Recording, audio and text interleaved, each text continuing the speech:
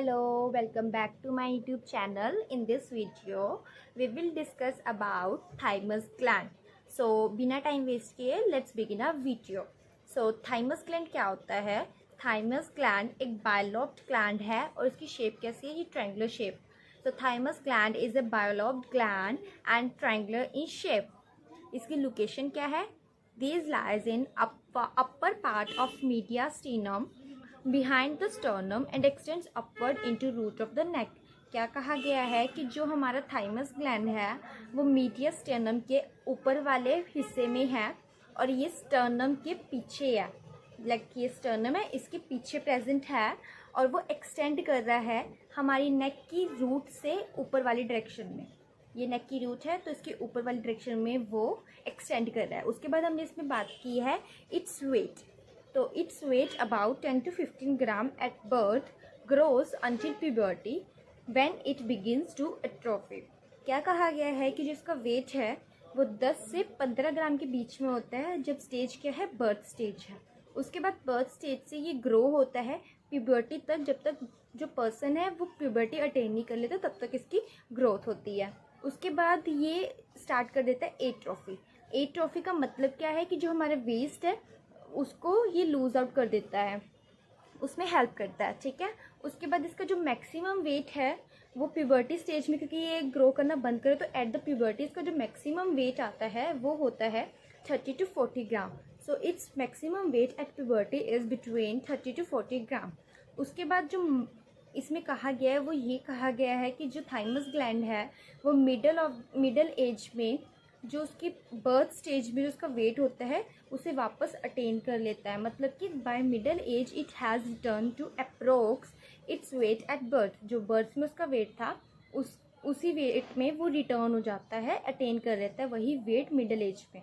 ठीक है, उसके बाद हम बात करते हैं कि जो ऑर्गन्स हैं इसके साथ एसोसिएटेड है थाइमस के साथ। तो ऑर्गन्स कौन कौन से एसोसिएटेड है? एंटीरियरली। एंटीरियरली का मतलब होता है आगे वाली सरफेस पे, मतलब आगे वाली साइड। तो सपोज हमारा जो थाइमस ग्लैंड यहाँ पे है तो उसके एंटीरियरली स्टर्नम है, क्योंकि स्टर्नम है। उसके बाद बोला गया है कि जो 4 कोस्टल कार्टिलेजेस हैं वो एंटीरियरली उसके साथ अटैच्ड है। उसके बाद नेक्स्ट हम मूव करते हैं तो वो है पोस्टीरियरली। पोस्टीरियरली इसके साथ कौन कौन से ऑर्गन्स एसोसिएटेड है? अयोटिक आर्क एसोसिएटेड है, उसकी ब्रांचेस अयोटिक आर्क की, ब्रैकियोसेफेलिक वेन्स के साथ अटैच्ड है और ट्रैकिया। उसके पोस्टीरियर मतलब पीछे वाली साइड से। ठीक है, तो पोस्टीरियरली इसमें अयोटिक आर्क उसकी ब्रांचेस भी अटैच्ड है और एक हमारी वेन है ब्रैकियोसेफेलिक वेन और ट्रैकिया। ठीक है, उसके बाद जो इसका लेटरली मतलब इस डायरेक्शन में लेटरली होता है, हॉरिजॉन्टल डायरेक्शन। तो हॉरिजॉन्टली इसके साथ लंग्स अटैच्ड है और सुपीरियर मतलब ऊपर वाली साइड। तो सुपीरियरली इसके साथ कौन कौन से स्ट्रक्चर अटैच्ड है? वो है नेक, रूट्स ऑफ नेक। जैसे अभी हमने ऊपर लोकेशन में भी बताया था कि जो हमारे मतलब किसकी एक्सटेंड कहाँ से होता है, ये हमारे अपवर्ड रूट से होता है नेक की अपवर्ड डायरेक्शन में। तो वही चीज़ आ गई कि सुपीरियरली इसके साथ स्ट्रक्चर क्या अटैच्ड है? Root of neck. और इन्फीरियर मतलब नीचे वाली साइड से हार्ट हुआ। अब आप सोचोगे हार्ट कैसे, तो मैं आपको एक चीज़ बता देती हूँ। जो हमारा मीडियास्टिनम है वो एक्चुअली हार्ट की लोकेशन है और ये उसके ऊपर अपर पार्ट पे लोकेटेड होता है, प्रेजेंट होता है, तो इसलिए वो हार्ट इन्फीरियरली इसके साथ अटैच्ड है। ठीक है, तो जो उसका स्ट्रक्चर है अब उसके बारे में बात कर लेते हैं। स्ट्रक्चर क्या है? जो थाइमस है वो कंसिस्ट करता है 2 lobes joint by areolar tissue.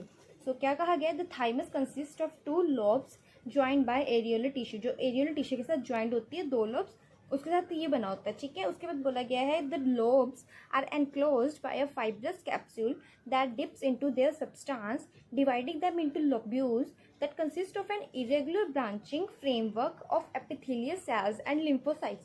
क्या मतलब हुआ कि जो इसकी लोब्स है वो फाइब्रस कैप्सूल के साथ एनक्लोज्ड है, घिरी हुई है, and dips into their substance, उसके सब्सटेंस के अंदर डूबी हुई है, dividing them into lobules, lobules के अंदर फिर से डिवाइड कर रही है।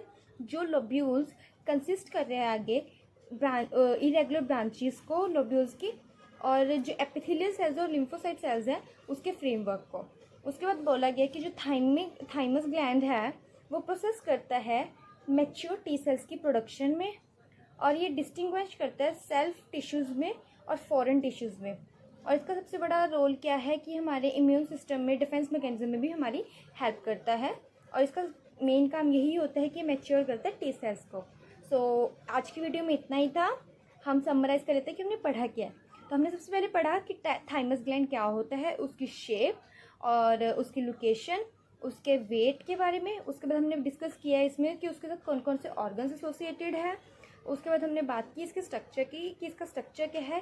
फिर फंक्शनिंग में हमने बताया कि इसका फंक्शन क्या है कि मैच्योर करता है टी सेल्स को। सो आई होप आपको समझ आया होगा। इस वीडियो को लाइक कीजिए और शेयर कीजिए और मेरे चैनल को सब्सक्राइब कीजिए। सो मिलते हैं नेक्स्ट वीडियो में। Stay tuned, bye.